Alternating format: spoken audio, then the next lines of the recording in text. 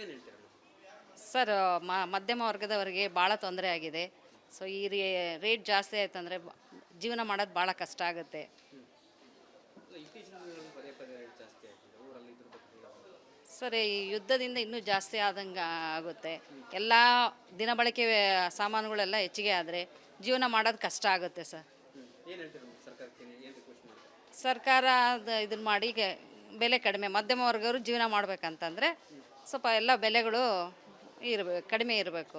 ಹಂಗಾದ್ರೆ ಜೀವನ ಮಾಡೋಕೆ ಕಷ್ಟ ಇದಾಗುತ್ತೆ. ಅಲ್ಲ, ಈಗ ಮೊದಲಿಗೆ ಸಿಲಿಂಡರ್ ಜನರು ಭಾಳ ವರ್ಷದಿಂದ ಯೂಸ್ ಮಾಡ್ತಿದ್ದಾರೆ. ಹೌದು ಸರ್. ಅವಾಗೂ ಇವಾಗೂ ಏನು ಅನಿಸ್ತಾ ಇದೆ? ಅವಾಗ ಹೆಂಗೆ ನಿಮ್ಗೆ ಗೊತ್ತಿರೋಂಗೆ ಎಷ್ಟು ತೊಗೊತಾ ಇತ್ತು, ಈಗ ಎಷ್ಟಾಗಿದೆ, ಹೆಂಗಾಗಿದೆ?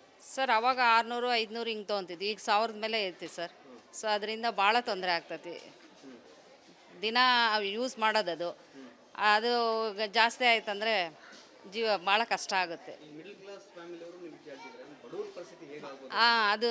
ಅದು ಭಾಳ ತೊಂದರೆ ಸರ್. ಪಾಪ ಅವರು ಎಲ್ಲೋ ದುಡ್ಕೊಂಡು ಹೊರಗಡೆಯಿಂದ ದುಡ್ಕೊಂಡು ಬಂದು ಈ ಸಿಲಿಂಡ್ರಿಗೆ 1000 ಕೊಟ್ಟರೆ ಅವರು ಜೀವನ ಮಾಡೋದು ಕಷ್ಟ ಆಗುತ್ತಲ್ಲ ಸರ್. ದಿನ ಬಳಕೆ ವಸ್ತುಗಳು ತೊಗೊಳಕ್ಕೆ ಕೂಡ ಅವರಿಗೆ ಕಷ್ಟ ಆಗುತ್ತೆ.